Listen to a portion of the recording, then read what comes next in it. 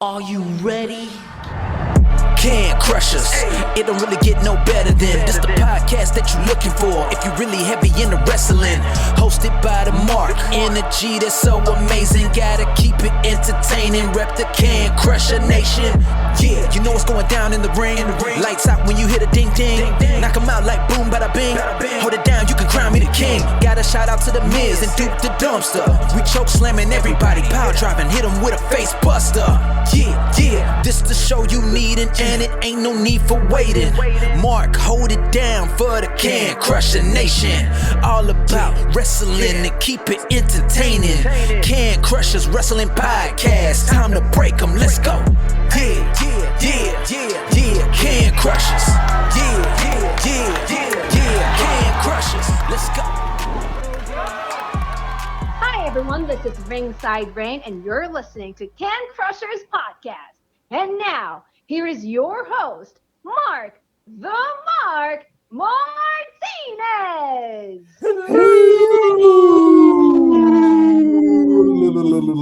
Can you hear me? Welcome to Can Crushers Wrestling Podcast.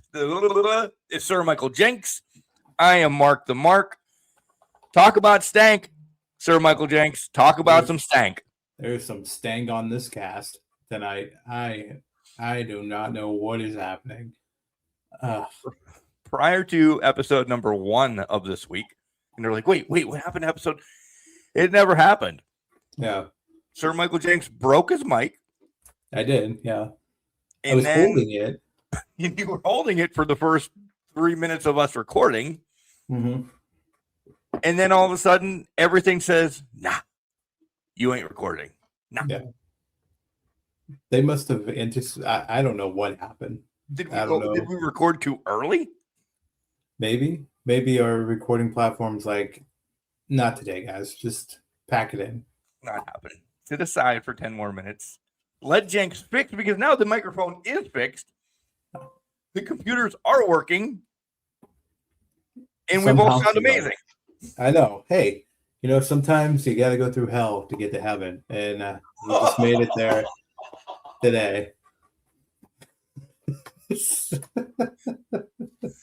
What is the angelic and never can say this word? Angelicus and damn it, oh my god. I can only think of the way you're saying it. Mm-hmm. Evangelicus. That's not even. It's part of it. Yeah. What about it? That's you. Sometimes you have to walk through hell to get to heaven. All I need is you to slap me on the head and say, "Amen, brother." I bless you all. Yeah. We had some stuff to talk about, but this has taken over now. This has taken over. I mean, if it could go wrong, it was going to go wrong. So Mike broke.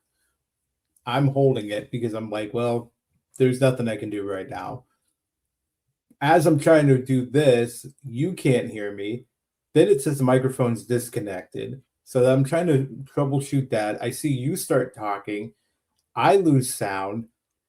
And then everything just completely shuts off at that point. And by that time, I had got the camera back on. And I was still holding the microphone, but we were making headway at that point. But I don't know. Then you get a phone call. I'm not on there anymore, Jenks. I'm like, I was like, well, I wondered what happened, and I'm like, all right, but hey, you know what? We got the mic fixed. We're good. We don't have to hold the mic anymore. Yay! I thought that was going to go on your to-do list for this weekend. Honestly, I thought so too, and I was hoping I didn't have to buy a new mic. Which, okay, let's be honest, I didn't fix it. This was unbreak the piece that bent in, and then completely and utterly just jam it in the hole and hope for the best. That's what she said. That is what she said. And, this time it worked. This time it did work. Trust me, I know the issues, Jenks, of the mic. Look what I did at your house. I'm like, this is going to be perfect. Boom, bang, boom, it all just falls. It happens here kind of like every third week because God forbid I just like shave something off my table or build something to put on my table or just hang it on a wall or something. No, It's been going rock solid like this for 8 years. Just why change it? The mic works. Why even change? You're right. The mic works. It's the Why holder change that it? doesn't work. Yeah. And oh well. Both the It's part of the table charm. and myself. It's part of the charm. It is part of the charm. So besides that whole episode, how was your week, sir? Yeah, the week was pretty status quo. Nothing crazy has happened. Nothing crazy is gonna happen coming up here. So it's just been a completely status quo week. What's been your week like? You jinx yours. You never say you. I I'm didn't not say gonna say quiet. I didn't even say quiet. Okay. Usually, if you're in a hospital setting or something, you don't say quiet. Right. Because if you say quiet, everything goes to hell in a handbasket. Speaking of which, hospital setting just triggered something I'd want to talk about. Is what I kind of did this week. I have done nothing. There's been hold on, nothing bad. No. I haven't been in hospital. Yada yada yada. No. Don't look into those red flags. I did a lot of nothing this week because there was like the first round of playoffs that our teams around here kind of got through. So last night, as you guys are listening, I had my first basketball game for the week. That team could be done by now or moving on to play again. I don't know. Yep. And I have one scheduled for next week, which is a doubleheader. But other than that, oh wait, it's scheduled on your birthday because it's Sir Michael Jenks' birthday on Tuesday. Woo! I'm getting older, that's for sure. So, yeah. Hey, you know, another year older. I mean, there's nothing else to it at this point. You can vote, you can drink, you can drive. There's nothing, not together, but I can't drink anymore. I've given it up for Lent. I've done the holy. You're legal to. I'm legal to, yeah. But right. I'm gonna see for 40 days. Let's see how I do. I don't drink that much. I mean, Fridays is when we drink, or Thursdays is when we drink, essentially. But yeah, I don't miss it, Jenks. Yeah. I've done it for other reasons. I don't miss it. Trust me, I still do like a taste of beer.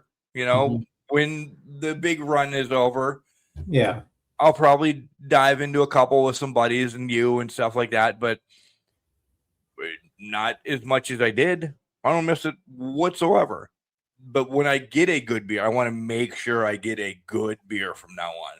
There isn't going to be any more, Natty Light hanging here. It would be just a 6-pack of really good stuff anymore. Well, because you're indulging at that point. It's not a daily drinker type thing. Yeah. Right. I get that.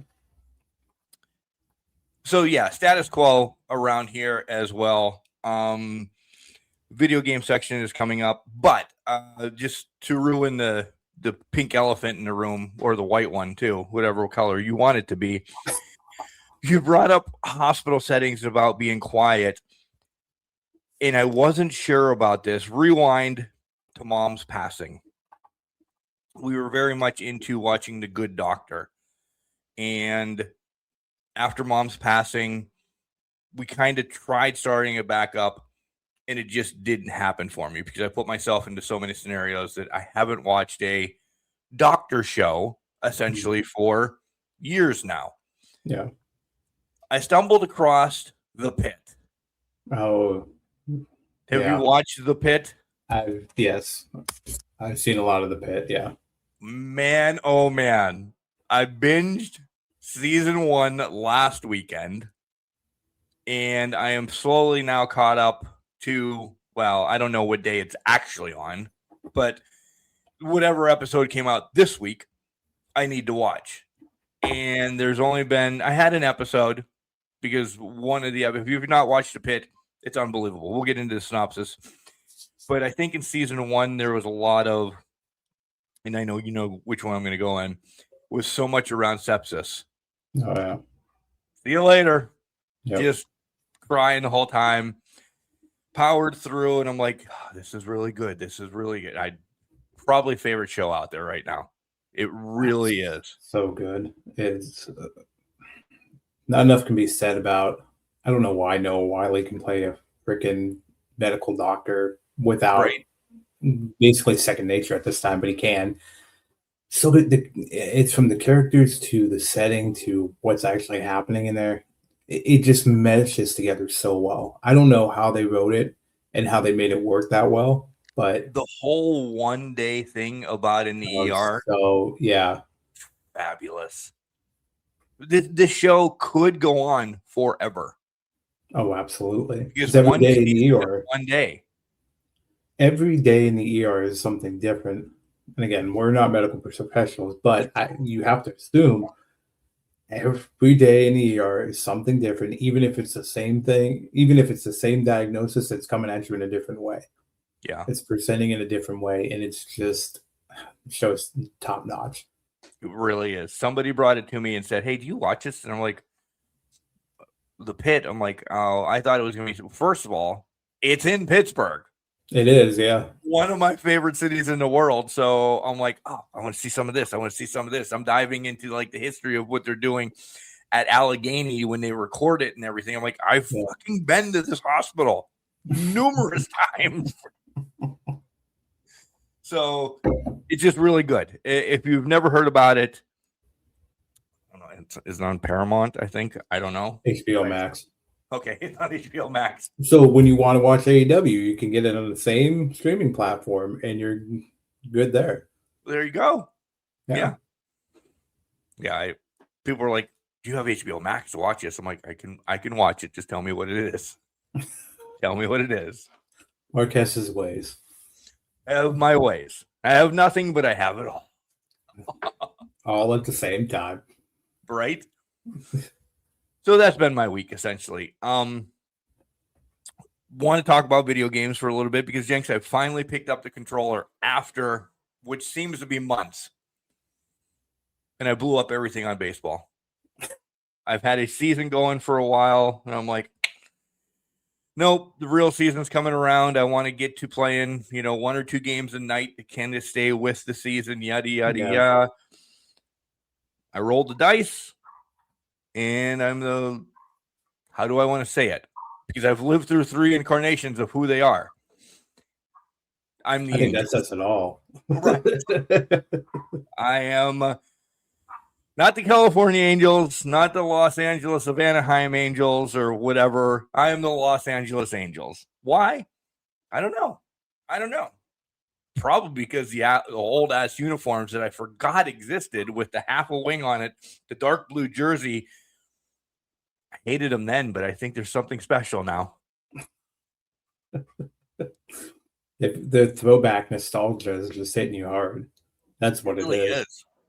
It really is. It ties back to the Seawolves and all of that stuff because that was right around the time they were the affiliate for the Angels. Yep. Yeah. Yeah, when it was Seawolf in a bucket. Yeah. Seawolf. Yeah, Wolf in the bucket. Yep. Right around that same time. Still probably considered one of the worst logos ever. It wasn't great. Oh, man. It wasn't. They followed up Crack Wolf with that. I mean, that was just their way of getting away from Crack Wolf. So, right. What they've done recently is really good. So they've done a lot of great things recently, but we'll get into that too. Oh, that was your transition to take over. Good. I would hope it was, because now, they're the Moon Mammoths. Last year, they reinvented themselves. Now, they're as powerful as a kitty. They're the kitties, the flagship city kitties. Try saying that 5 times fast. Well, it's in honor of those Tigers' anniversary, but pretty sick logo and merchandise coming out from that. Really is. Like, you shared it right off the bat, and I'm like, oh my God. First of all, when they do it, the colors finally match Detroit. Yep. So I'm pumped about that. The little logo, the kitty, is a Funko Pop, essentially. Mm-hmm. The full logo. Yeah. The logo they have on the helmet is just his head, which is the hat. I mean, it's just his head. Just the head. I want to buy a child's tee so I can have the the full Funko Pop muscling. I know it's on the hoodie. I know. Yeah, it's on the hoodie. I was going to say, yeah, there is a banner tee with the full body. It's orange, so you could buy that. Charlie disagrees, but Well, Charlie knows that I look horrible in orange. Horrible. Well, I don't look great in orange either, but I'm still going to buy something orange probably. Well, I have to buy the hat because that's the hat with the head is orange. I'm surprised. There's one item I'm on the merch site right now. There's one item already sold out. What is it? It's the gray hat. Which is weird. Which I'll look at it once we're done. But it's not even, it just says Kitty's baseball with the head. It's not great. I don't know why that one sold out. Maybe they only bought 20 of them. And I was gonna say maybe they only bought 20 and like the olders probably liked it. Now that's not a knock, but the olders probably liked it just because it's passe and easy to have it. 100%. Unlike us that want so many this year. Oh my god, way too many. There's because that. You sent me another one that we've lost our shit over. The fucking iced coffees out of Reading, right? Which is just get out of here with that. It's an iced coffee holding the straw, like which is essentially the bat. Yeah, which is essentially the bat, holding the bat over its head and just marching. Which with a green color scheme on it. The green and black color scheme. Nothing. The number one that I saw this year is the Kitties. I love it. I love it. Take my money and run. I'm going to be there for a game when they play as the Kitties. We'll probably dump money on your jersey to have one of those because they're going to probably auction them off. I would imagine. 100%. They have to. I want one. Maybe we don't have full anymore because Gania hates us. But I will have one by the end of the year. But this Reading one is the color scheme. The green and the black is just, it makes that cup of coffee, iced coffee, pop so well. Yeah. And just to wear that around, people are like, this guy really fucking likes coffee. If they don't know, they're not minor league baseball fans. They're like, this guy has a hat with coffee on it. What a weirdo. Yeah, what's wrong with him? Right? So fucking good. But then you found another one, which we got into a whole heap of them, but go ahead. Well, I only found one because I said, man, I really wish the Seawolves would have adapted this at one time. It is a wolf wearing a flannel, kind of like howling at the moon. Completely forgot about who it was. So Jenks does his magic and finds that it's actually a fucking series of shit that Lynchburg is doing. Yeah, so they're doing what is essentially Indy the Werewolf, which is your howler. Right. Then you have Murray the Mummy, who's coming out of it. Victor the Vampire. Daisy the Bride, who, by the way, is holding fucking Frankenstein's hand in the picture that they have of her. And they're normally called the Hillcats, right? I think so, yeah. Lynchburg Hillcats, yeah. Because I haven't seen these ones that Jenks has been telling me about. I only saw the other ones. I need to look at them as you're talking to me, but I need to get through all the ads first. Yeah. It's on the team store. Basically, it says the Hill City Howlers. And then as you scroll down, it'll show you that merch, and then it just keeps scrolling. It just goes through everybody. They have a whole collection of these guys, and a lot of these I kind of want to buy. I'm not made of money, but I kind of want to buy. Daisy the Bride is creepy AF. Oh yeah, well, holding the hand. Yeah, yeah. The Mummy looks like he's doing the stanky leg. So it does. So perfect. Victor the Vampire looks like he is actually getting ready to direct bulls. What are they called? Matadors. Matadors. The Indy's the one that listen. Shit like this is making me like, Mark, you're not supposed to get tattoos on your legs anymore because your guts are all gone, yada, yada, yada. That's a perfect tattoo. Gilly the Creature is probably my least favorite, but he's cool. But he's. I'll tell you what, though. The T-shirt that they have with the bats behind them, it's a chef's kiss T-shirt for me. If they would do that for the other ones, I would be sold. But I like that they're striping the bats in the background. Like, this is going to be a hell of a ride to Lynchburg, Virginia all the time to get these. I know you can order them. Yes, you can order them, but it would be nice to see them play in these. Oh, yeah, absolutely. Oh, you're right. The one with the bats in the back is pretty goddamn awesome. Yeah. But not all of them are great, Sir Michael Jenks. We have stumbled across one that, what are you doing? There needs to be a color scheme, right? I think there needs to be somebody checking what teams are trying to roll out there. The Akron Cream Sticks, I think it's called. Yes, that's actually what the team's called right now. I'm trying to pull it up. It's supposed to be a donut. It's a Twinkie, Jenks. It's a Twinkie. It looks like a Twinkie. Yeah, it's a cream stick donuts, but it's a Twinkie. In the downfall is, like, in theory, it sounds pretty cool. But there's no color scheme. It's tan on off-white. It's donut on donut color, which that's a crime. Yeah.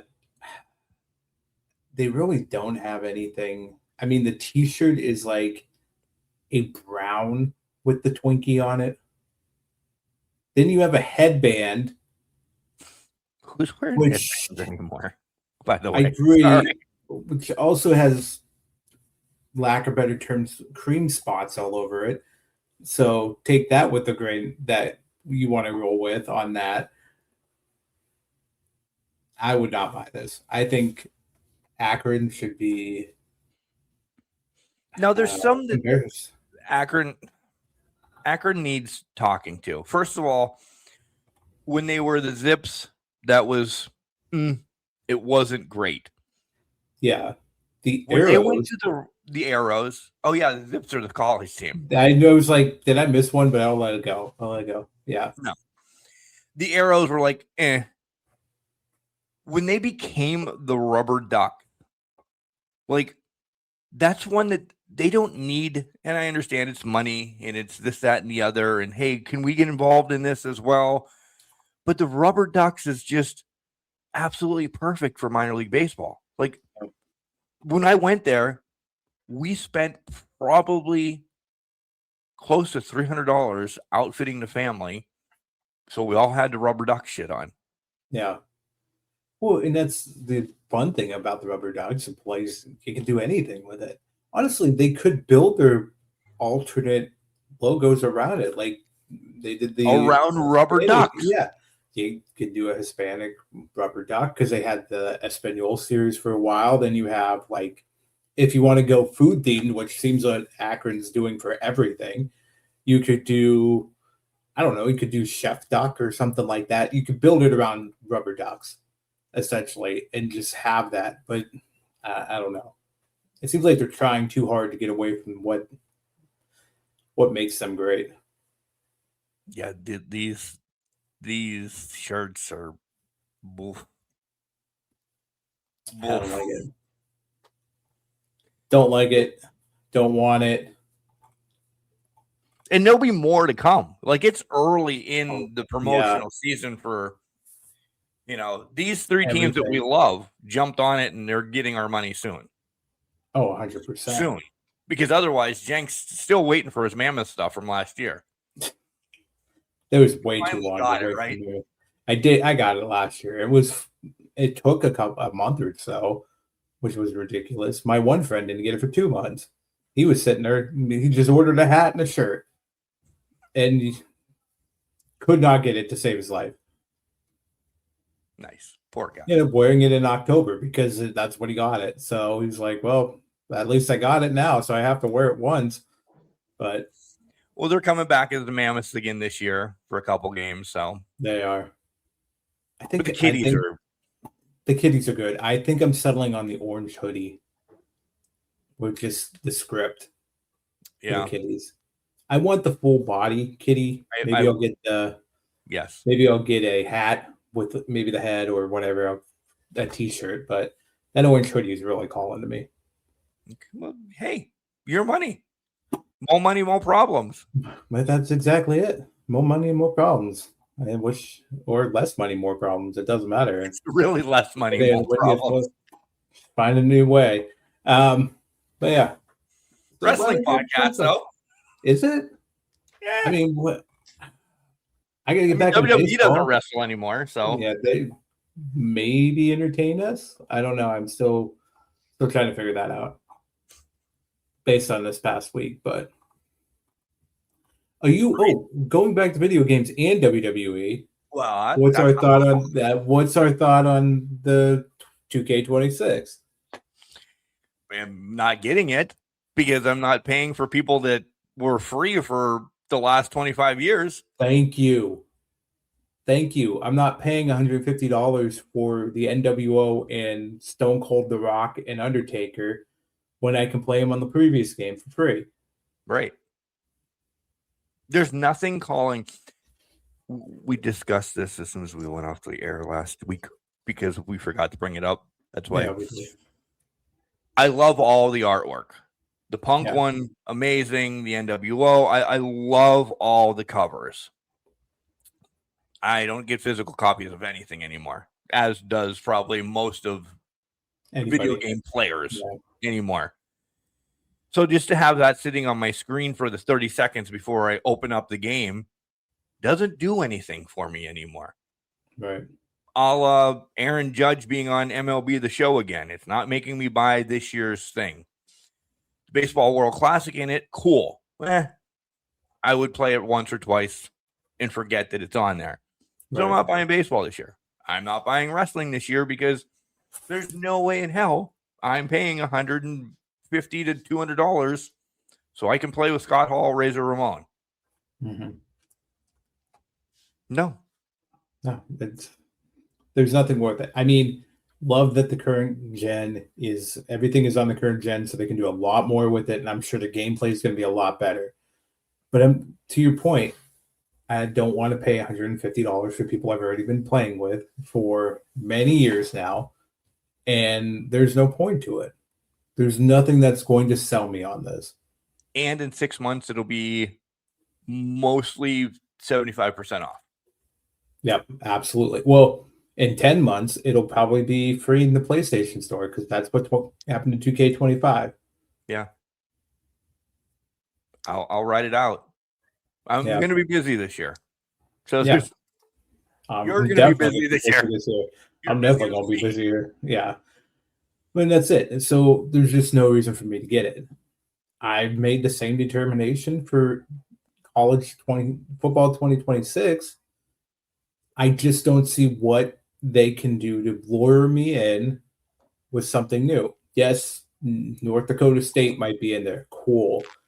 Sacramento State's apparently going to be in there. I didn't even know they existed at some points. But that's not going to pull me in. There has to be something so desired in my realm that I would want to jump in and buy that video game. Until realignment happens, which you could do yourself anyway, but until like realignment happens or when the playoffs expand even more again and we need that, you're right. I mean, we play a season or two, maybe even a game with Sacramento State or your mom's state or whoever. Right. We go back to what we love then. Like, I'm still trying to get to Pitt. You're trying to get to Oregon. You know, we try to get to our schools. Maybe It's the same. Nothing has changed. That's it. I think for me, the biggest thing is if they were to allow you to determine what the playoff is, 24, 32 team, whatever it is, Right. allow you to customize the playoff the same way you can customize conferences, I might be having a conversation. I might be looking at that because I think that would be even more fun because then you're adding more to the game. You can figure out bowl structures, figure out how you want to do it. That kind of level of customization for a season, okay, you've sold me on it. I'll buy it. But the way it's looking now, it's going to be status quo. It's going to be we're limping along. It's not going to be anything worthwhile. No, it's not. They need to. I know we were all jazzed that it came out a year later and then it came out again. But you have it. Don't put another one out. Work on it a little bit. Yep. And or since, I'm pushing for the other kids with NIL deals in baseball, softball, basketball, how about put a basketball game out? We've been jonesing for that for a March Madness game. Get a college basketball game out there, yeah. Yeah. You'd make just as much as you did the first time with football. Absolutely. Put it out. The guy on TikTok needs a new game to play. He can't be playing 2K8 all the time for college basketball. Right. He's running out of teams at this point. Yes. Get us the new college basketball. By the way, what I have been watching, Jenks, when I'm running. Yeah. College softball started. And I've watched teams from Tulsa to North Texas to I'm just watching college softball, and man, that's nice to run to because it's, you don't have to watch a baseball softball game. I mean, you don't have to hear it is what I'm saying because you can just watch it. Yeah. You got your music going. I'm watching that. And I'm like, man, I just ripped off 5-6 miles like nothing. Yeah, exactly. Because I'm not even knowing that I'm just there. So the whole Royal Rumble thing converted me into, okay, I don't need to watch my guy run around the world. Put something that I really want to watch on. Just leave my guy running on the iPad. Right. And then go for it. So now it's just like find any baseball game because shit, as of today, folks, spring training has started as well. Yeah. Oh yeah. It's all out there. So there it is. That's games will be on as soon as I get home from work. Good to go. Run and watch. Best way to do it. Do you want to talk wrestling? Or you just want to end the episode right here? I mean, if we want to. Things happened. AEW was better, and we'll cap it off there. Well, we are starting with AEW this week for sure. I mean, we have to. We're going to be Debbie Downers at the end of the show. So we'll start with a Grand Slam. Yeah. It was a Grand Slam. It was unbelievable. It was a free fucking pay-per-view. It was everything you could want in a pay-per-view and more, basically. I mean, yeah, the ladder match, we had the one-on-one ladder match that I've been jonesing for however long. Years at this point. I mean, Takeshi and Mox tore it down. We can go match by match or we can just give an overview. I don't know what you want to do, but you're doing great. Now catch up. All right. I mean, there's just so many things from the number one contenders match. I'm going to start, though. Wheeler getting his fucking head shaved. We kind of called it. We didn't know. I think I wanted Tony more, but match was crazy, and it just pushed to intergender wrestling more in AEW. I think we always talk about indies with intergender matches and how great they are. Some of the bigs need to do it. This may have been TK's testing with all the right people. Yeah. This was phenomenal. Mm. This was a spectacle, essentially. And I know you're getting my drift. Like, yeah, There's going to be more. Trust me, there's going to be one was talked about Wednesday, but this is on the short list right now because of everything that it did. It opened it up for people that are still sus about intergender wrestling. Yep. This was fucking phenomenal. And you're right. Deep down, we knew it was going to be Yuta, but in our heart of hearts, we wanted Tony to live. And again, no, like that's Tony's hair is everything, right? Like she's got beautiful hair. She would have rocked it. However, we wanted the other gimmicks that she was going to do. Oh, yeah. We wanted it to be week to week, whatever hairstyle she matches the hair. You know, it's almost like Kane with the mask, right? You know, 1 week she's got red hair on, so she's just fired up and ready to destroy, burn everything down. The next, she's blonde and timeless. You know, and she goes to purple, rocker. For a rocker gimmick. Yeah, exactly. Rocker gimmick. There was levels to this that could have been played, and it would have been really fun to watch whatever the ride was on that. But at the end of the day, there's always going to be Yuta. But I think the chef's kiss for me was Mox forcing him back into the ring, being like, you did this, take your damn punishment and take it on the chin, or in this case, the head, because this is on you. The episode that happened before about him cutting Mina's hair and then he air quotes braids it, weaves it in or whatever. Why didn't Mina cut that piece back out? That was my little, like, she cut just different hair. Why not cut your hair back out of his head? I know all of it was going, but it would have been more apropos because she left it in there and cut a different piece out. She just said to move the shaver a little bit to the left and just go. Yeah, and she would have had it. Right. Maybe it was supposed to happen, and that's just me being a giant douche about it because it would have made more sense. But maybe she just got nervous or excited about just shaving Yuta's head and just wanted to go for it. Have you ever shaved your head after being sweaty or anything? Have you ever shaved your head, by the way? Like not all the way down. Balls deep shaving your head, yeah. Not all the way down. No. I haven't either after like sweating or doing any like it has to be hard to cut. But that is like the climax of this match. Yeah. And you've seen it with Brutus the Barber Beefcake. You've seen it like when there's hair versus hair matches, the best part is always the most awkward part. Yeah. Because his hair is greasy anyway. So Yuta, we love you. But you know, it was just so rough watching everybody try to cut his hair. Like, Jesus Christ, get better clippers. It's not the clippers. It's just you're going through sweaty hair. Ugh. You're not going to be able to get any of it out. No. And it's, you did the best you could. They gave him the Hulk Hogan hairstyle, and then how you do it. I can't wait for him to show his head. I know. I've seen clips of him because they did a house show the next day where I want to talk about who showed up on a house show that I thought was going to show up Wednesday, essentially, and had signed a multi-year deal.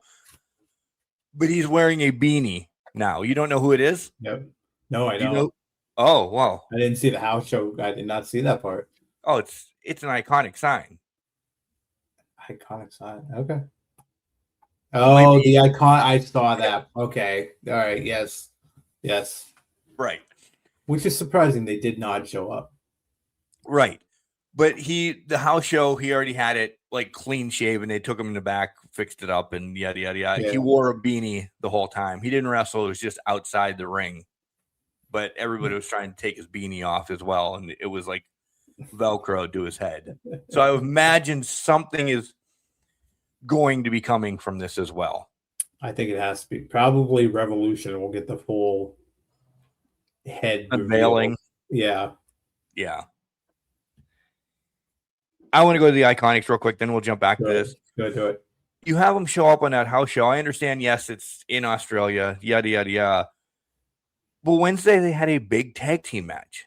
They had a huge tag team match with the Brawling Birds. Yeah. And wouldn't the Iconics, just because of their repertoire and resume, kind of force themselves to being number one, number two contenders essentially right off the get to these tag titles? Like, why not start something with them real quick? Like, or you're not holding them to a Revolution now, are you? Everybody knows they signed. You fucking put they're all elite thing out there. You must be the only person that missed it, by the way. Now that you said it, I did see it, but the mind is mush right now, so it just happened. But I honestly agree with you. But maybe next week or even a vignette. Do a vignette and say, hey, they hung out, they stayed in Australia for a week. Right. We're iconic, we're coming back. Yeah. We're inspiration. We'll be there. We're gonna knock your heads off or whatever it is. And then you bring back the Brawling Birds and you face them at Wrath. And you put it at the pay-per-view, and then it's a big thing, and whatever happens. But I don't know. Maybe they just stayed for another week of vacation in Australia, and then said, okay, we'll come back at that point. Which I don't blame them if they did. That's where they're from. I don't either. Yeah, I didn't know their contracts were up, though. I thought they were still under contract at TNA. Or were they just free agents? Yeah. No, they were just doing their own thing. Yeah. Okay. Yeah. Yeah, they lost that match to Ash by Elegance. I think they're like rematch, and they're like, okay, that was our last time here. I mean, the writing was on the wall. Well, yeah, absolutely. Because they're not going back to the mothership. Why would they? Yeah. All right. Back to Grand Slam. Go ahead.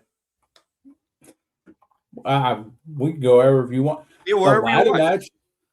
Yeah. Let's go and fucking talk about spectacles. Yeah, Jesus Christ. Well, this was it. Match 7. It's Game 7 of the World Series, the NBA Finals. This was Match 7 of probably a lot more, but they were going to bring it, and it was going to be Ultraviolet throwing Briscoe into the ladder, cutting the top of his skull with that, to so many goddamn brainbusters and bullshit like that off of ladders, onto ladders. It started fast. Which is good, because it needs, you're in match 7, you better be going balls to the wall at that point to end it. And end it quick. This was so good. My note for this was, fuck. Because it was just, oh my God. I was like, sometimes match 7s don't live up. Because my match 7, when I'm thinking of these, has to go back to Magnum and Nikita. Yeah. That was my first, and I'm like, oh my God, that was awesome. There's been others that I know there's only been one company for the longest time that I'm like, man, I don't know how many times we've gotten boned on match 7s or 3s or 5s or, the separation match, essentially. No. First off, we were excited because it was a ladder match, which hasn't been still a ladder match in years, like we've called. Tony listens. Mm-hmm. And it just was everything I wanted. This is, how we talk about spectacle of the year and Tony and this, that, and the other. I know more to come, especially at Revolution, but this one might be hard pressed, Jenks, for me. This one's going to stay up there for a while, but you're right. With what's to probably come at Revolution, plus I'm sure there's an Anarchy and a lot of blood and guts that are coming down the pipe, that it's like, hey, through February, we got a winner, but good God almighty, it's going to change very quickly. It may not, probably, but maybe it won't. Who knows? I didn't know Revolution was on my birthday, by the way. I know, you get to celebrate your birthday watching Revolution. I will definitely be taking the 16th off then. Well, yeah, I think you have to, because it's a Sunday night. Right, it's my birthday. So I can't, Mox and Takeshi to start the show. I was like, wow, they're really. And TK still gets me with his scheduling of booking. Like I'm always wondering. I'm like, man, this is a big match. Why first? Why first? Why not do the? And I know, yeah, it was a big match. And if you told me as I started watching it, it was going to be a draw, I'd be like, man, he's playing that card again. But when he plays that card again, he knows exactly when to play that card. This was epic. Mm-hmm. Oh, absolutely. But this is why I was surprised it was the first match, but then I'm like, oh, it's Moxley. Moxley is the ace of the first match because he is the ace to get the crowd going. Yes, he's the ace of AEW, but he is the guy that will get the crowd on their feet and off and running for the rest of the show, and he knows how to set it up. So him and Takesha, A, we knew they were going to burn it down.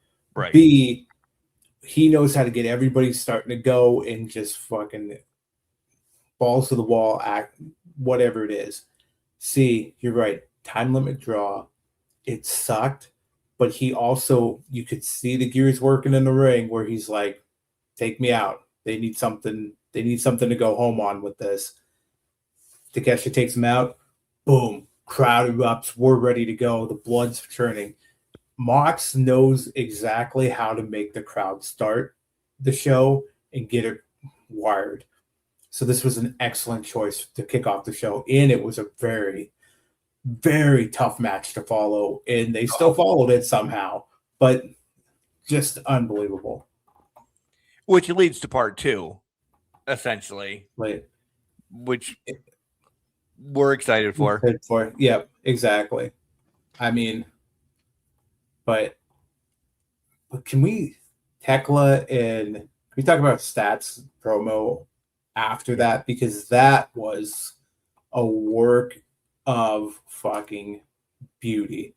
Art? I thought you were going to say, but beauty is good too. Work of beauty, work of art. I couldn't think of art, but the fact that she's sitting in the dark, blood from the strap match, just the whole thing. The karma isn't a bitch, it's a cosmic killer, all that BS. And then how she followed it up on Wednesday, just in a complete psychotic break at this point. Cold, calculating, ready to strike again. I was against the promos that always happened. Here's what they said. We're watching a Wednesday show, and then here's what they said last week. And I'm like, but there's stuff going on in the ring right now. And I know they're telling us what they want. Yeah. And I wasn't for them for the longest time of let's go back right after the match and hear about this person. And I'm like, oh, I don't care. It's after. I'm the now guy. I want the now guy. What's going on now? This was my shift. And I'm like, oh, pieces, Mark. Everything needs to be in pieces. This was a piece of the puzzle to get to Wednesday's piece of the puzzle, to get to the piece that we see next week. And so we're talking Stat and Rosa were out there on Wednesday. Stat kind of does her thing, gets pissy. Rosa's like, I'll take over for you. I'm glad Thunder Rosa's back, first and foremost. Right. She's tattooed on my body. I love her. She does so much for communities, this, that, and the other. She's just a wonderful human being. I'm glad her side issue is resolved and her injury is better, that she is cleared. Yeah. If you don't know what her side issue is, that's on your own. However, we know what's going to happen, right? I love Thunder, but she's going to get decimated. That Stat's got to come out. Yep. Uncleared, Stat's still going to come out, and shit's going to go down. Yeah. I fucking can't wait. Mm-hmm. And this is going to be another stipulation match. spectacle at Revolution. Oh, Revolution's going to be a spectacle pay-per-view. And it's probably going to be up there for pay-per-view of the year again, just where all the little pieces are falling now. But without a doubt. Hangman wins. Yep. What else do we want to talk about? Oh, MJF. If you thought Brody King was going to win, this was still good. Nothing. Yeah. It was hard to follow the Fletcher match. Briscoe. Yeah. Right. We didn't think Brody King was going to win. We want Brody King around the international title, the national title. Yeah. We want Brody to have a solo title. We really do. I do. I don't know if Jenks does anymore, but whatever. I do. He does. Yeah. He's not in the running for this big one.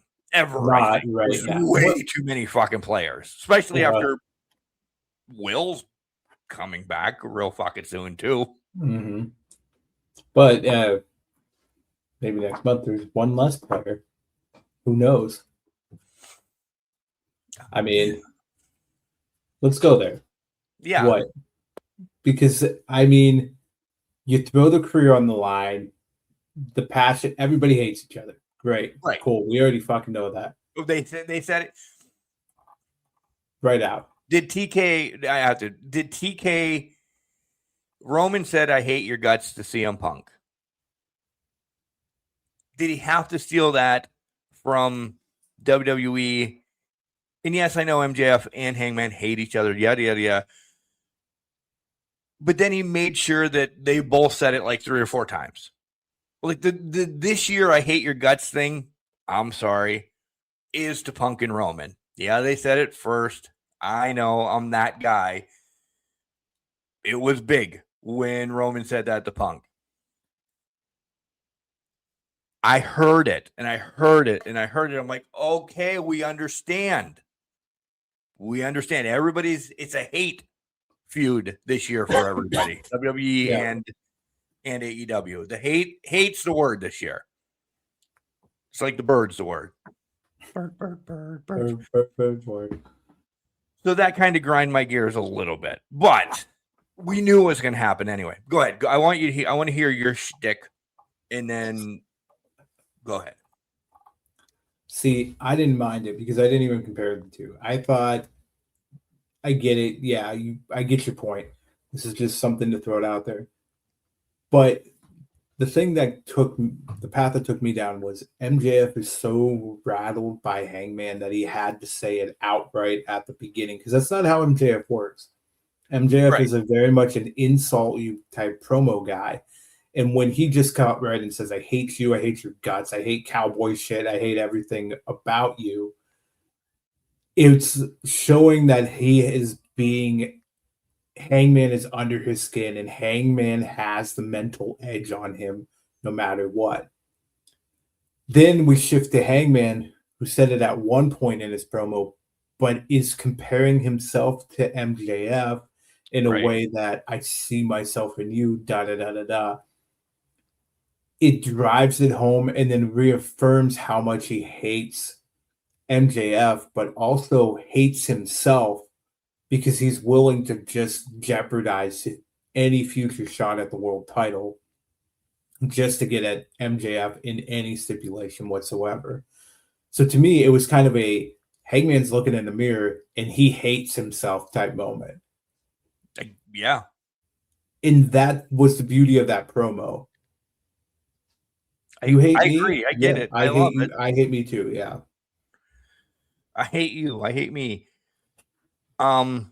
These are not predictions. We'll wait for the March show for that.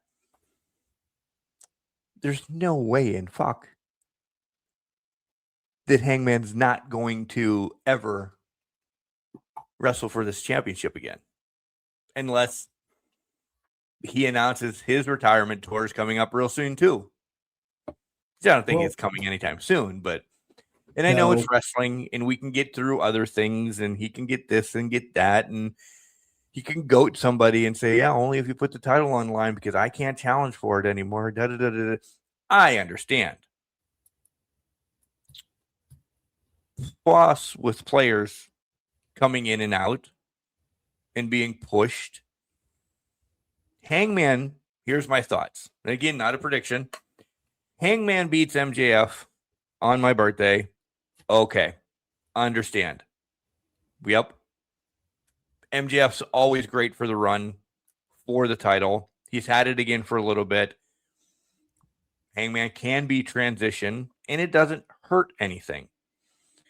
I think maybe if it's an Andrade, now I really don't think, but if it's an Andrade beating MJF, I don't know. Does that really put a little bit of a dagger in for me that MJF lost to Andrade? And I love the guy.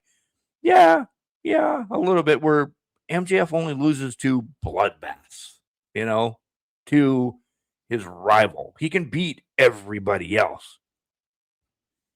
So Hangman can lose to other people. He has lost to other people.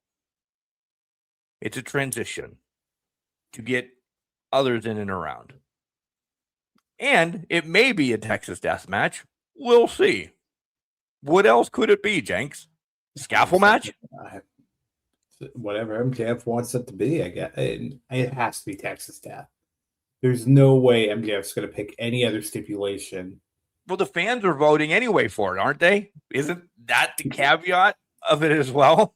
I thought my takeaway was MJF has to let us know next week what he thinks the stipulation should be. What his side of the stipulation, and then yeah. You have to pick a stipulation, and then we'll let them figure it out after that. Yeah.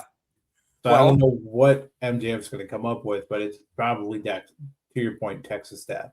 Right. They're both going to this. So I have theories, and I just came up with Austin's talking. Yeah, Austin's. Okay. There's other things happening on the show that are now dictating that Hangman winning the title is a very possible solution, but also say that it's setting up for a revisit of the biggest AEW rivalry that has ever walked through that company's doors. Yeah. Just because of other things that have now happened on the show. And I'm obviously alluding to Omega and Swerve. Right.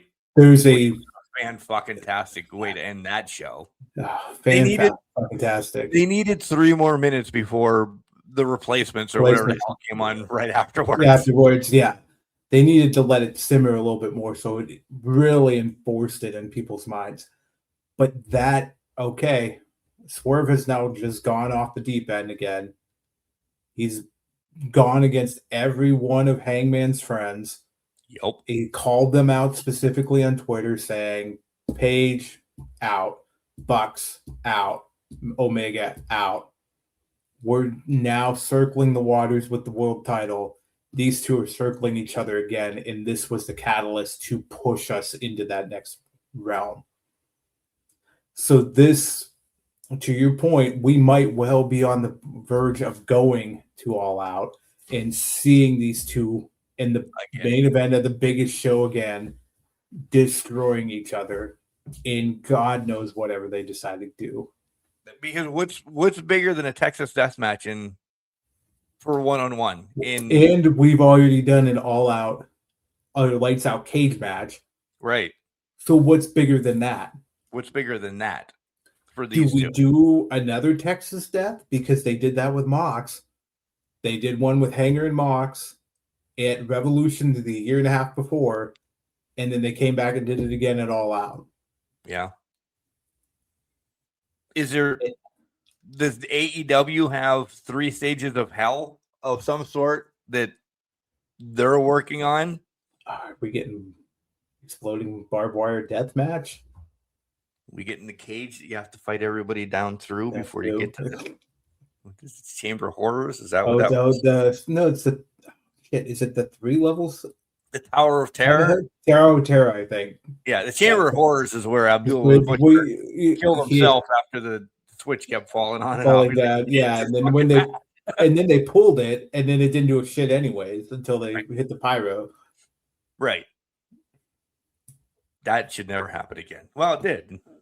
It did, honestly. AEW did it. What else you got?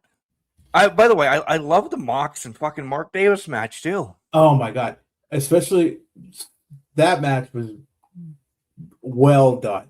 And Mark Davis punching the fucking pole, bleeding from the hand, and then we're just having the whole match around this hand. Mark Davis is a beast. Yeah. And that needs to be recognized because, man, what a fucking good match that turned out to be. He won't be, though. That's the downfall. Well, he's got nothing to... I get it. He's going to be the big guy that loses, like every other big guy that loses. He's the new Hobbs. He is the new Hobbs, but here's the other thing. He's waiting for his tag team partner to come back. Because Doyle showed up and then decided, hey, I need to injure something. And then decided to do that, apparently. Yeah, I'll do it. Boom. Boom. Jake something's now out of here. But I'm done. FTR in the Bucks. Yeah. What's this? Is this going to be a normal wrestling match? I can't imagine it being like Revolution. Yeah. Go ahead. Yeah, it's got to be thumbtacks on a fucking pole match or something, right?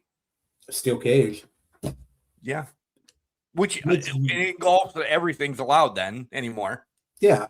I mean, match 5, you're going for, it has to be bigger than the other matches. Mm-hmm. Like, it just has to be something bigger. Stokely can't be involved. I mean, they to a point. They kicked the poor man in a wheelchair when he was just sitting there. He may have cursed and talked about their kids, but the poor man's in a wheelchair. Does that give you the okay to curse your kids, though? I don't think it gives you that okay. I don't know. I mean, I guess it must give you the okay if you curse somebody's kids that you get dropped in the face and knocked out. Listen, he sold that like Shawn Michaels kicking Bret Hart. That's all I'm going to say over the wheelchair. Speaking of Shawn Michaels, we're all over the fucking place, and that's my fault. We usually are. Did you? Yeah, I know. Shawn Michaels is getting his own documentary coming out here in the near future. I saw that. Yeah. Congratulations to him. I mean, you excited to watch it? Yeah, if it's going to be done well and truthful. I mean, if it's not, I'm not going to. If it's produced by Shawn, I don't want to watch it. I don't believe it's going to be anything. If it's produced by WWE, I know it's not going to be anything. It's not going to get into much. Right. And I didn't dive into it. I just saw that it was coming out. Yeah. I'm going to say this, Jenks, and it's probably going to piss people off. I mean, it's okay. We do that here. We have way too many double champions and people that want to be more double champions. Yes, I'm saying Ricochet, he's got the national championship, but they also want the trio. And they're right. The Jet Radio has not done a damn thing. So now High in Demand wants them. This would have been the perfect time. And this is where I'm going because I don't hate her, but Willow needs to drop one. Everybody can't be a goddamn double champion. It's just too much. This was the perfect place. Why not Bane? Why not Bane to get her elevated? She's elevated. I understand, but why not? Why not throw a bone to Marina, who's been doing fucking yeoman's work?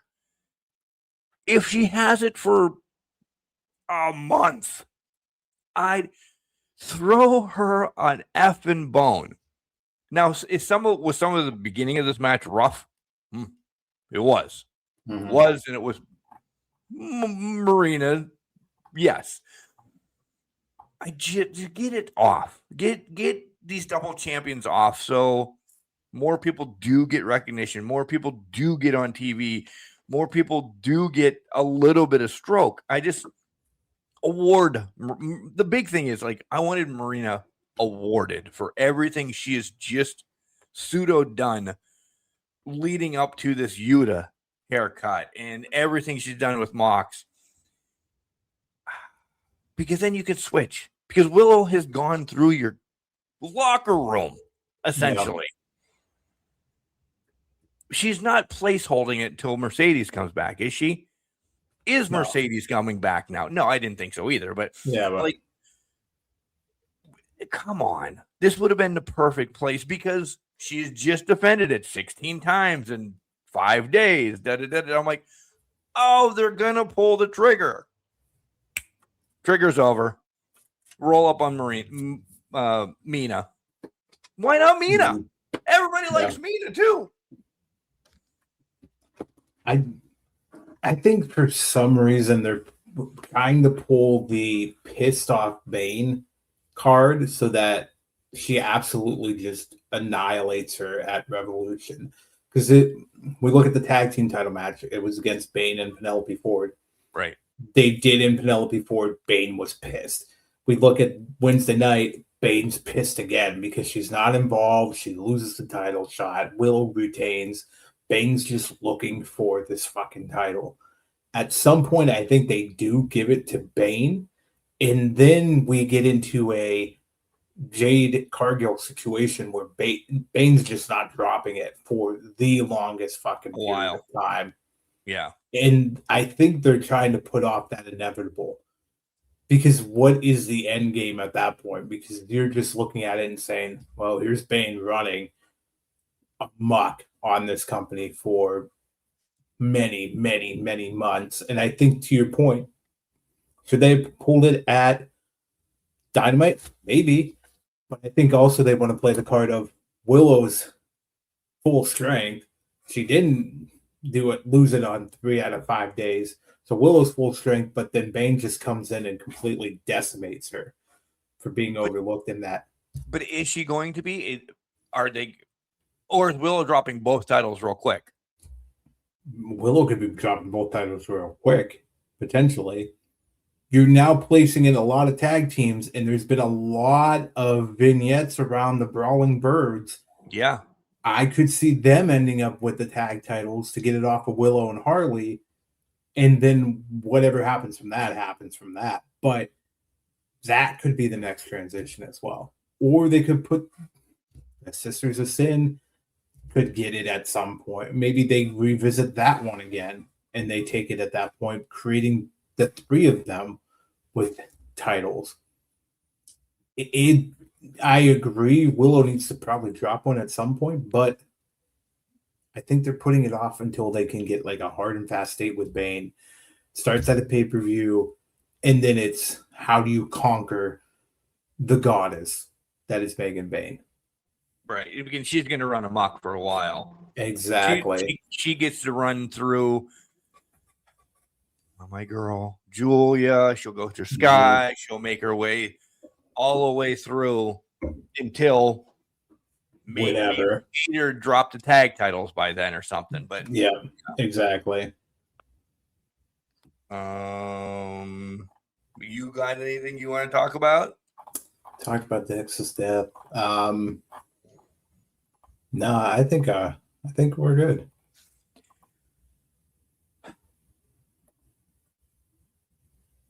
Orange and Ishii against Gabe and Clark.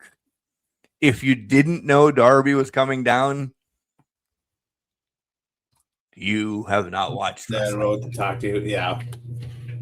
This was way too long for what happened. Well, especially with Ishii looking like he tore his hamstring off or whatever he did. Ankle, whatever. He's bleeding, and they're not mentioning that, though. They want to make sure that his hamstring's off his bone. It's the proverbial blood from a stone. It's proverbial blood from a stone. I'm just saying. Right. Never acknowledge it in a room. Also, I get it. Gabe Kidd's a great wrestler. Whatever.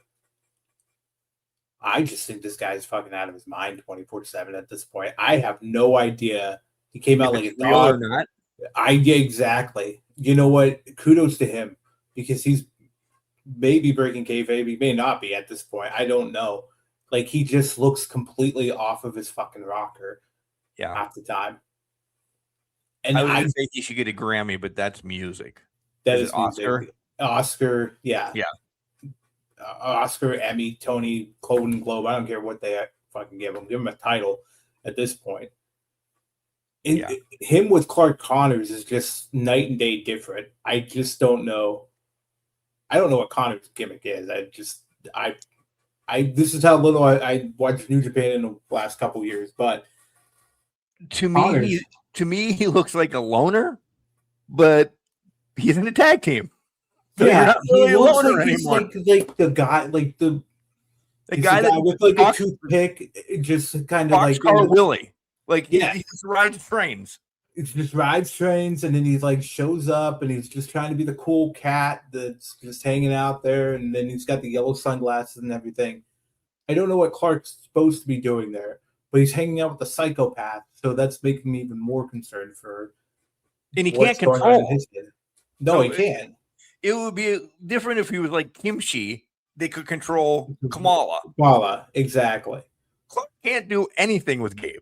He doesn't want to. Clark's a handoff. And dog's on his own. Dog's off his leash doing his own thing. Yeah. Last one I want to bring up. Go back to Mox and Takeshita, essentially. Okay. So we're getting a no time limit match. Yeah. How long is it going? We getting close to an hour? I want an hour. For some reason, though, I feel like we're going to get 25 minutes. Like, I feel like they're going to put... It's going to be only 5 minutes over a 20-minute match. Yeah. But I think an hour would be actually a fucking great way to do that.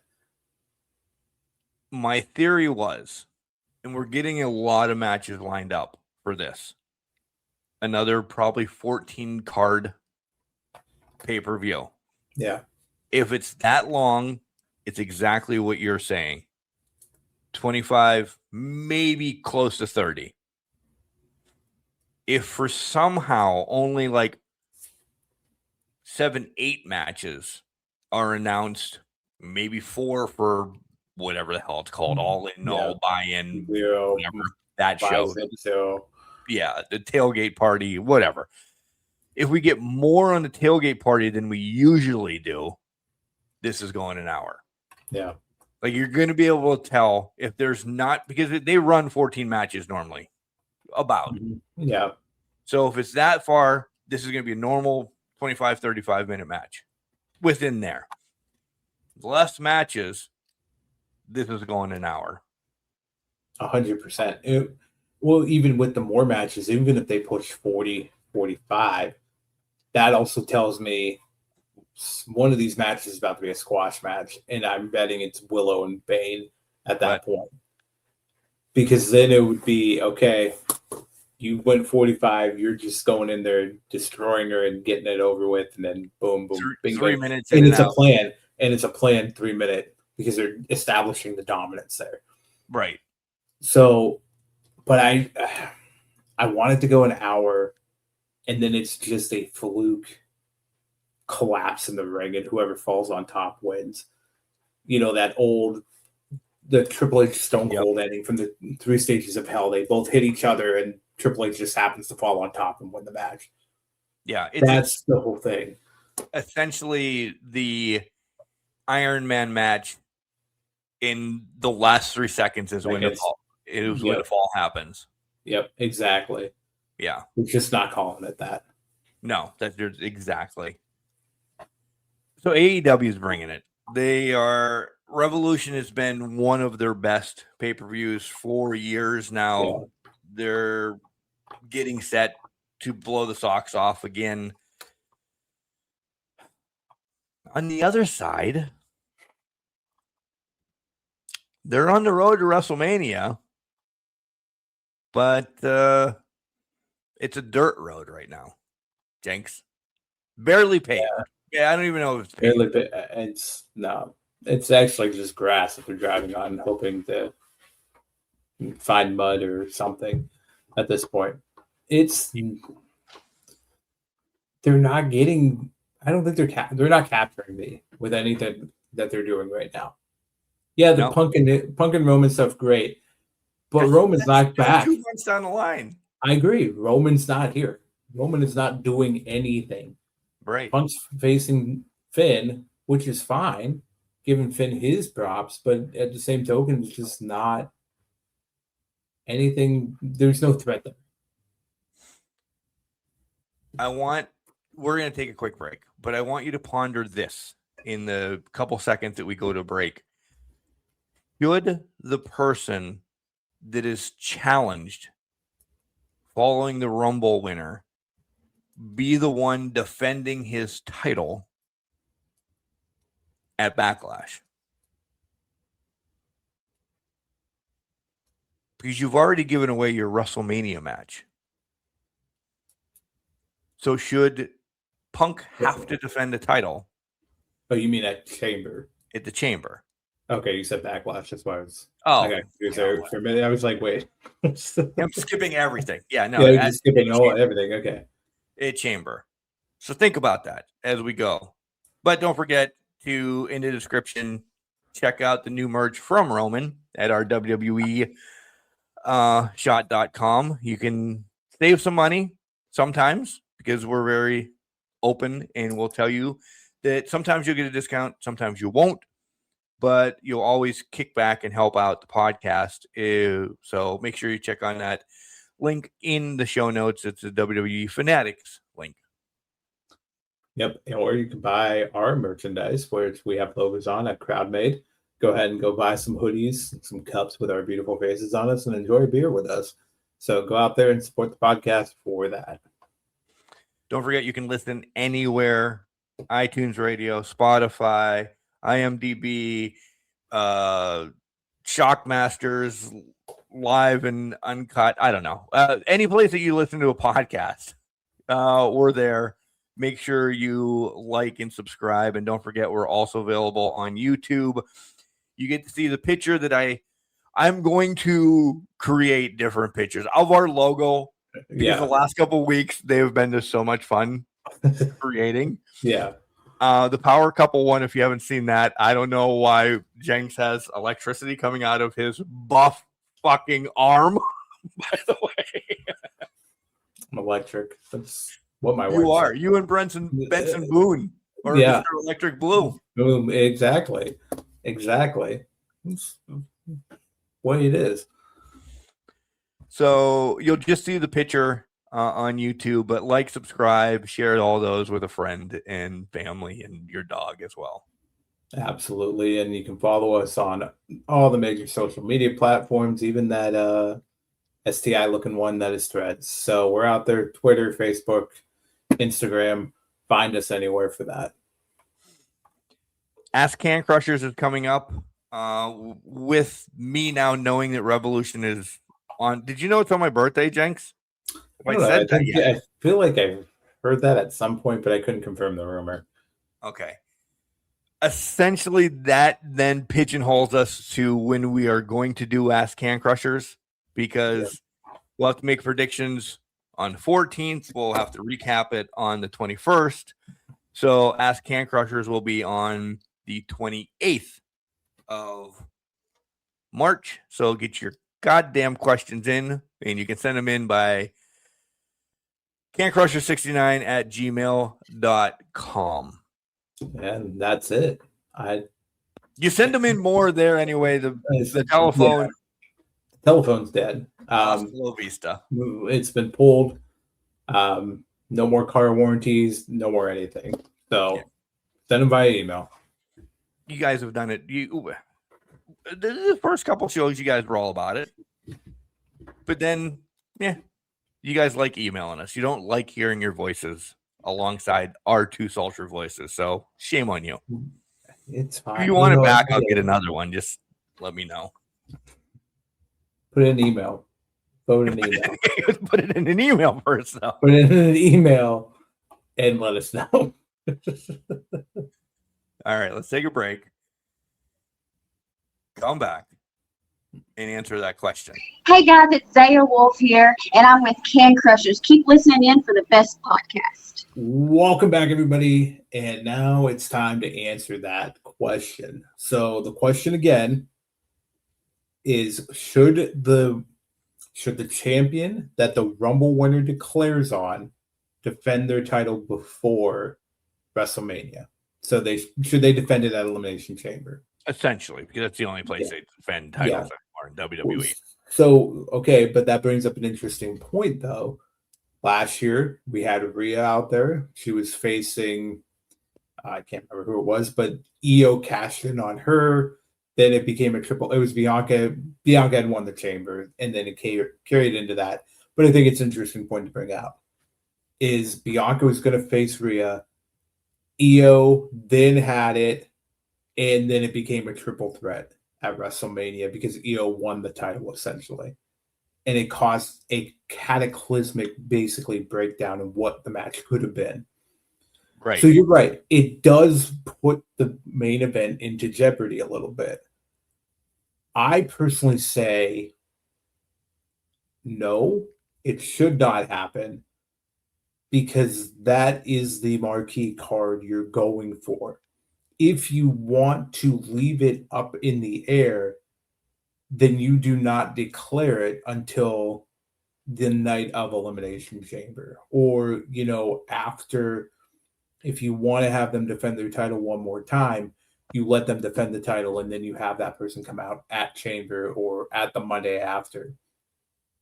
I personally don't, I get the hype of it, but I think it also gives away what could happen in the Chamber as well.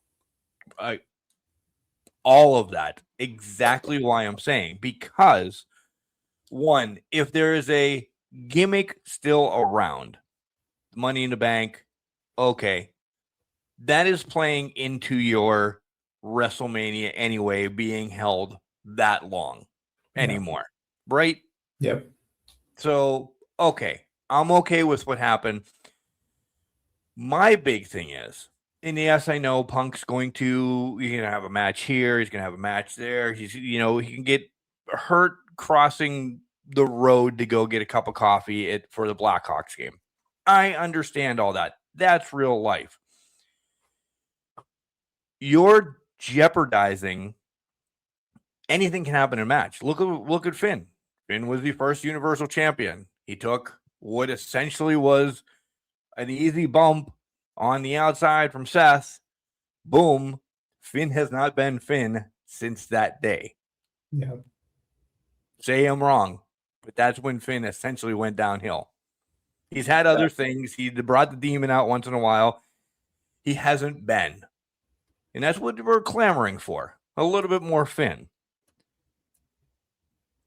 You did night after the Rumble, to get back to the hate talk, you just had this scathing, I hate you, go fuck yourself, and we haven't even gotten into Paul Heyman yet between these two, because Roman's nowhere to be found yet again. But they're coming. I know they're coming. All right, he declared for Punk. Okay, you don't have to defend that title. There's another world championship with my air quotes. So Drew has to defend his. Okay, cool. Whoever wins Chambers taking on Drew or whoever wins that match. That's still suspense going. I'm more worried because Punk's older. We've seen Punk literally get hurt jumping into the ring. Yep. This is your money match. This is your Sunday night this is the main event of WrestleMania. Why try to force Punk and Finn could be great over a couple months. Mm-hmm.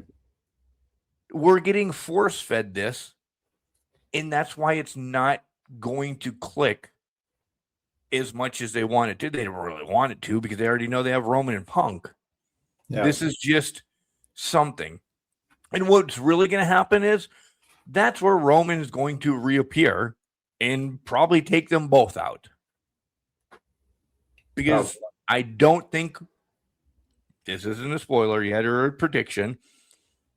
I don't think it's you're not getting a win over Finn. They are trying to build Finn back up. The split is going to happen some way that sooner than later. Finn needs more momentum than Dom does. Mm-hmm. So the answer, yes, if you're declared on, you have free ride to WrestleMania, unless there's a gimmick around of essentially the Money in the Bank. No, that's fair. So this all stands. Let's call a spade here. This all goes back to Seth getting injured and falling off the deep end. I mean, he got injured, then we're back to square one. So then they throw it on Punk, and they're like, okay, this is Roman Punk. Go. Cool. To your point, these aren't young individuals anymore that are fighting in the main event. Roman is in his 10th straight main event at WrestleMania. That is only eclipsed by Hulkamania at this point, who had technically 9 because he did beat Yokozuna in what was the very last match of WrestleMania 9. Right. So Hulkamania has been eclipsed. Then you look at CM Punk, to your point, has gotten injured getting into a ring, has gotten injured looking funny at the wall. He's just at that point where he's older and his body can break down a lot easier. So he's going to be susceptible to an injury. I think they choose Finn despite him busting up his shoulder and deflating any chance of him being a major star. I think they chose Finn because he's more of a safety net than anything, who can take care of Punk enough to get him to the main event of WrestleMania. Agreed.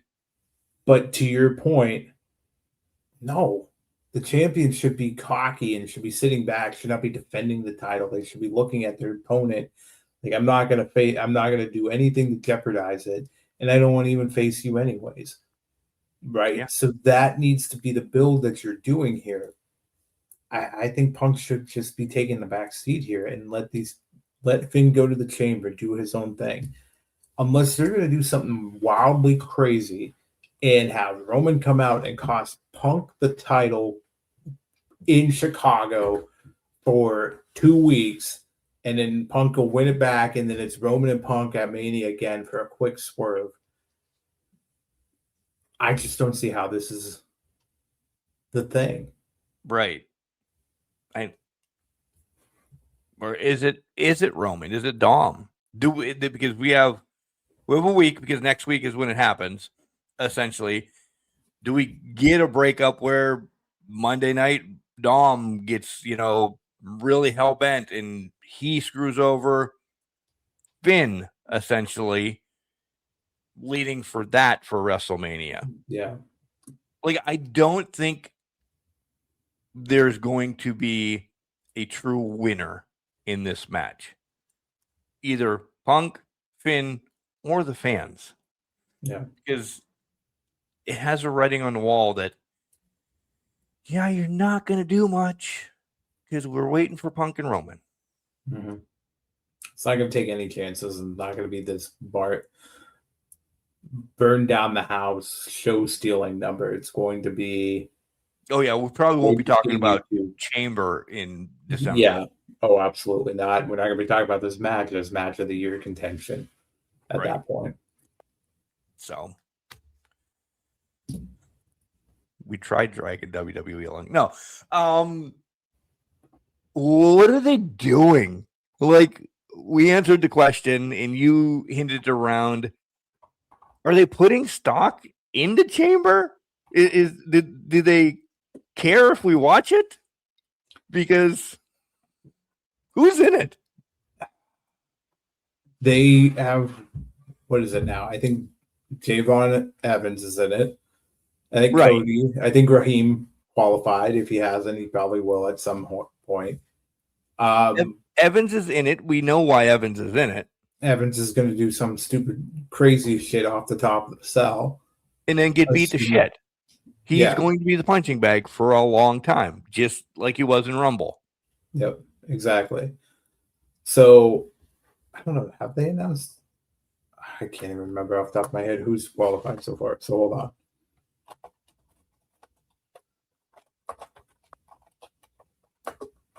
I know the women's Tiffy's qualified. Yeah. Wow, we're great at this whole thing. No, we're horrible at it. I know, right? Because there's nothing saying, man, I can't wait. Yeah, so it's the match, the chamber right now. It's Orton, LA Knight, Cody, and Javon. Then for the women, you have Tiffy, Rhea, Alexa, and Asuka who have qualified. So there's 2 more spots that needs to be had. Which one will be Friday night? One will be Monday night then. Right, exactly. So, well, you know one already from last night as you guys are listening. Exactly. Essentially. You know what? I'm gonna throw this out here. My guess is Javon Evans doesn't even make it into the chamber. He just taken out? He gets taken out by Brock or somebody. Somebody throws him into a wall or throws him into the door or into the side of the chamber, gets rid of him, and walks in and steals the spot. They set up Gunther Brock at WrestleMania. Gunther Brock or Oba Brock at WrestleMania. I think that's going to go more right, so. Probably Oba. Yeah, probably more Oba. Okay. Yeah, because I think they have something else planned for Gunther based off of this whole goddamn retirement celebration that's going on. Yeah. For AJ. But so that's it. I mean, okay, the 5th match is Carmelo, Damian, and Trick. So when you guys are listening to this, you'll know who gets in from that. Trick's in. I would assume Trick's in. The final one is Bronson J and the original El Grande Americano. So God willing, El Grande Americano wins that one. Willing. But it's probably Bronson at that point. Right, because it was probably supposed to be Braun. It was probably Braun. Yeah, exactly. So he'll get in. Which will lead to whomever. There's going to be a lot of shenanigans, I believe, at Elimination Chamber. In the chamber, at Punk's matches. In Becky and AJ, probably somehow there's going to be... That one might actually be the most straightforward contest because it'll just be those two doing their... And I'm glad you brought that up. Why are we getting that at Chamber? Did we talk about this last? Why are we getting that at Chamber? I don't know. Isn't that a dream match? A WrestleMania match, so to speak? Is it? Maybe AJ's just like, I want to do it in Chicago. My first match in Chicago. So it lines up. It's in Chicago. It makes sense. Yeah, I guess. I mean, that's... I think of it this way. AJ wins the Intercontinental title at Chamber. They revisit it one more time at WrestleMania, and Becky can get the win over AJ at WrestleMania. And then we can call it. Maybe there's a third one at Backlash, and that'll be the 3rd match of the series. Yeah, because what's either one doing afterwards? I know AJ said that she wants to fight Maxine, and she wants Natty, and she wants this person, that person. Yeah. I mean, a lot of the ones that she said didn't make sense. Like you just named all your friends that you're physically on TV with right now. Yeah. Exactly. I feel like that's the direction we're going, and it's just to give Tampa something else. Backlash something else at Tampa for it is where I think it's going to go for that. WWE announced their European tour. The Clash of Champions has been announced to be in Saudi. The Clash of whatever is in Italy is in Italy. Yeah. So there's going to be, after Backlash, they are see America for a while again. Or in Europe and all of those countries, which seems to be their prelude to SummerSlam anymore. Knock off everything overseas. Yeah. Bring SummerSlam back. Where the hell is SummerSlam at this year? You don't have to look it up, but I mean, wait, is Minneapolis finally getting it? It might be Minneapolis until they take it to Vegas. Yeah.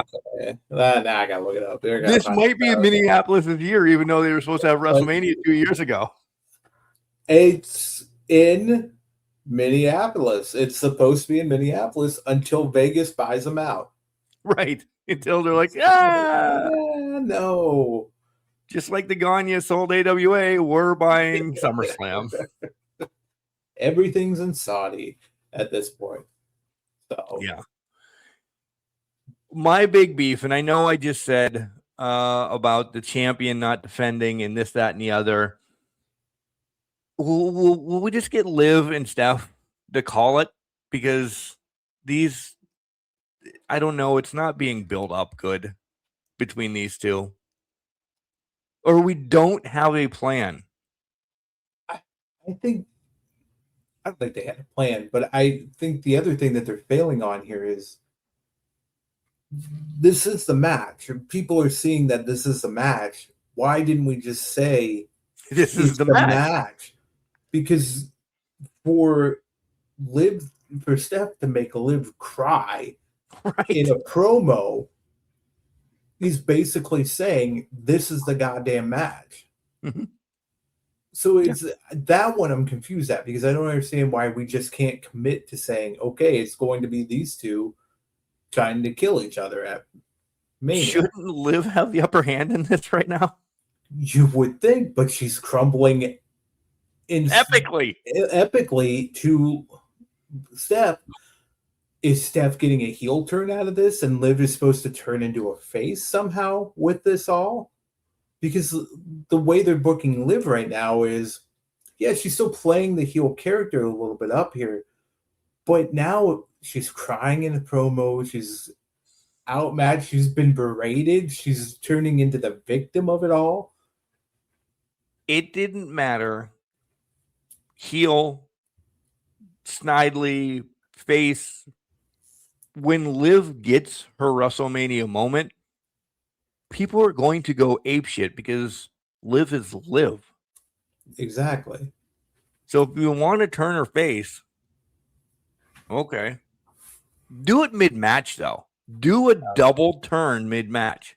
Exactly. A la the Powers of Pain and Demolition. A la Brett and Stone Cold. Maybe they are trying to do this right now because Steph is pushing that line of the bully character. Yeah. Liv is gaining that sympathy. They won't officially do it until that mid-match to flip it and give Liv that upper hand in the match. So is maybe Dom that's involved? I don't think Dom's involved at all. I think that separation needs to happen too. Mm-hmm. We're not getting Jersey Liv back. No, we're getting mature Liv, which is, she has lived it. She's done it. This is now, okay, she got her revenge on Rhea. We've run the course with it. This is Liv actually being a performer that's outgrown all the shenanigans. The last thing I have, and I'll let you do whatever you want to do. Do they have an idea of what they're doing or who's taking on Jade? Or are they really waiting until after the Chamber because Bianca's still out for a while? She had surgery on this finger. Like, Bianca's not she's not well, but she had to have finger surgery this week, essentially saying she ain't coming back for WrestleMania. I know finger surgery, we're 8 weeks away, essentially. Could it heal up and we do something by the... Yeah, it could, but I don't know. That'll be force-fed. She's not going to be a Chamber. Yeah. That's pure shit. Yeah, I think they're flying by the seat of their pants on this because nobody's standing out as a clear cut. No. Wrestling, unless maybe they are going to push Charlotte and Jade for it all. but that would mean Charlotte has to get over Alexa in the chamber again to get to the title. Is that going to happen? Is it a triple threat between the three to kind of push it some more? I don't know. Then at Backlash, you can have Charlotte and Alexa. This sounds horrible, but you know where I stand. Getting Jade out of the picture of everything. Yeah. What do we run it back with Tiffy?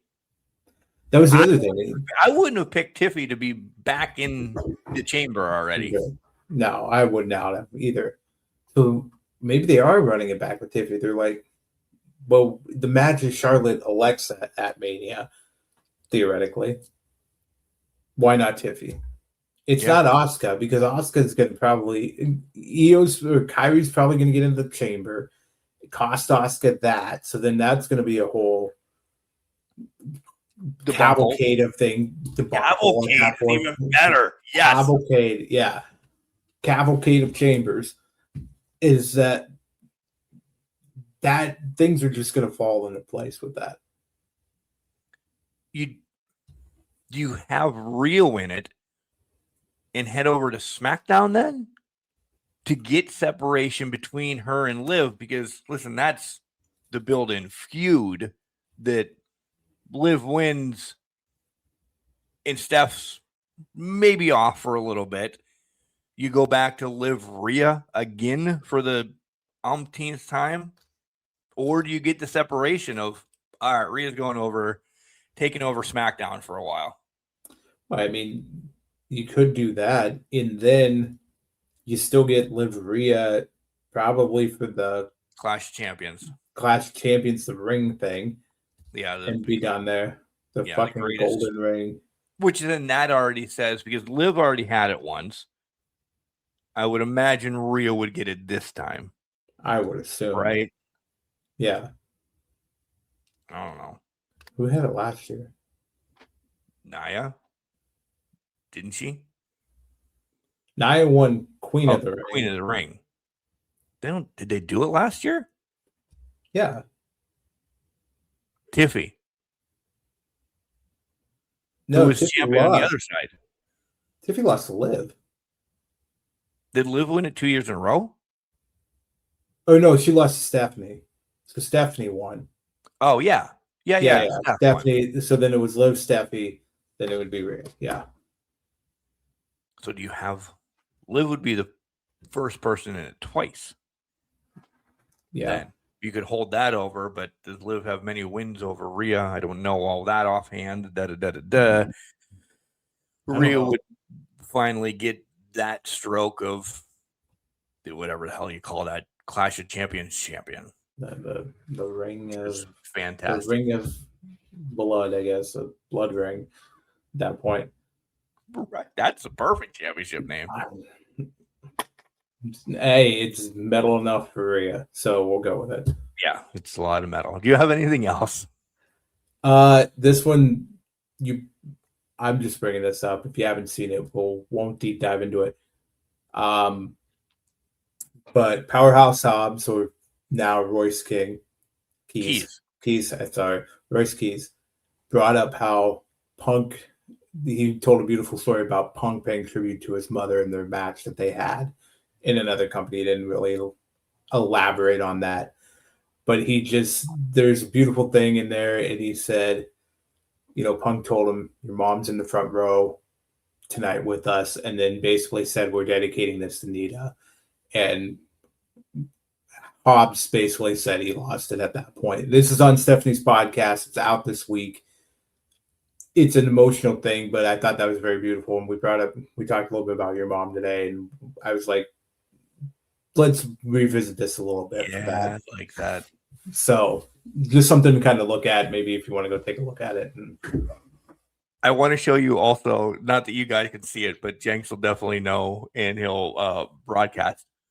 Remember we were trying to do something last week? Well, I figured out how to do it. Oh, it's that? Oh, yeah, that's fucking right. Yeah. It's the heart thing. Yeah, the heart with like the pointer and the middle finger. Yeah. The millennial fucking... And that was a perfect place to do it because we're talking about moms again. We are talking about moms again. There you go. Yeah. So Because remember, we were making like Brown Pride or Bloods and Crips signs. We weren't doing great last week on that. Also, why do people got to make things difficult? Kids. What's wrong with this? It's the two hands fully on together. It's bad. Your thumbs make the perfect bottom of the heart. Fingers when you're. I don't understand this. That's just, I don't know. Looks like a diamond. It bang bang. Yo, it's me. All right, let's play. What is it? Come as you are. No, Smells Like Teen Spirit. Whatever DDP's Nirvana song you came out to it. Oh, it's, yeah, I don't know. It was something like that. Question for you, because I haven't been paying attention. Did Dark Side of the Ring start? It did not yet, but I saw a story that they're. What did I say? They're following Boss Man. I saw that was a reported episode is going to be on Boss Man. So Big Boss Man's going to be one of the people on it. I always know they're around this time, and I didn't dive into seeing if it started yet or not, because that could have been something I watched Saturday prior to Wheeling, West Virginia, where I was last year for Tough Man competition. This one you have to buy, though, folks. It's not a freebie. That's unfortunate. I really wish it was we need it on the news network again. I agree. I don't know. It should just be on the news network. They should just buy it at that point and be like, we're sponsoring this from now on. I'd imagine they're losing some money, though, having it on the news network compared to $20 a pop. It's like WWE Peacock. You get the library out there. You can get the people to subscribe to it. Oh yeah, get last year's where you can see me in the front row. Yeah, exactly. And then you can just they say it's been for 40 some years. So imagine the library of this. There's got to be some. There's got to be some classics about Jim Bob and Booby going at it for the Tough Man competition title in '75. I mean, that's just a classic one, right? Like 45 years some of these have been going. Dude, I only heard about this 2 years ago. Essentially last year is when I started. That's true. That was last year. Yeah. So talk about fabricating some stories. I mean, how many times was Ric Flair heavyweight champion? Ric Flair was in the Tough Man competition before the plane crash, and he was going for it. Right. He holds that title 17 times too. He does. Woo! What do you have going on this week? Besides your birthday! I'm another year older. That's honestly, that's about it at this point. There's something mysterious happening Saturday. I might have to work. I don't know what's going on with that. Just preparing the house. Huh? You have to dig a ditch? Dig a ditch, dig a hole, take out copper in the house. I don't know what's going on. All I know is that my truck needs to be emptied. So great. Maybe I'm taking people on a road trip. Who knows? So that might be what I'm doing. That's the sus part, that your truck needs to be emptied. Not, hey, we're all meeting at the burger joint, bring your wife, just whatever. Yeah. But to specify that your truck needs to be emptied. I'm not allowed to know what's going on. I know there will be a small cake for a small gathering, which is fine. That usually happens around my birthday with the family. Right. But then the truck needs to be emptied. It's just, I don't know. I don't even know if it's a treadmill we can run together. Oh, maybe. I doubt that's the case. Listen, they all went in on my Blackstone a couple years ago for me, so I don't get a big gift again for probably 30 years. Yeah, 50 years until the child gets grown up and buys me gifts after that point. But don't hope for gifts then. I know, don't hold my breath at that point. Kids don't run to the Five and Dime and buy like 2 candlesticks and a card and say, here, Mom, this is what I had from my paper company delivery service, but I spent $1.50 on candles for you. Cool. I hope your kid does. I'll see you in a month would I get? I'm gonna be doing dishes. That's what's what you get. My child dishes at 1 month old. Oh, wax Probably on. not. Definitely not. For those listening that think that's real, no. If you listen this long, Jenks family, ain't kidding. The most spoiled child. Oh, right now. So many. There's a closet full of clothes right now, and it's like it's getting real. It's getting real around here. It's getting real fast around here. That's not a fact. Make a new logo. Jenks A little hold the bit. baby. But to work We're on keeping that. Snitsky away from it. Snitsky, Oh. no. Snitsky. That should be our first guest. First question. Now you're not gonna punt my baby, are you? Yeah. And then just bring it up randomly throughout the thing. Do you want to see a picture? Well, wait, we're live streaming right now. Do you want to see? It's not my fault.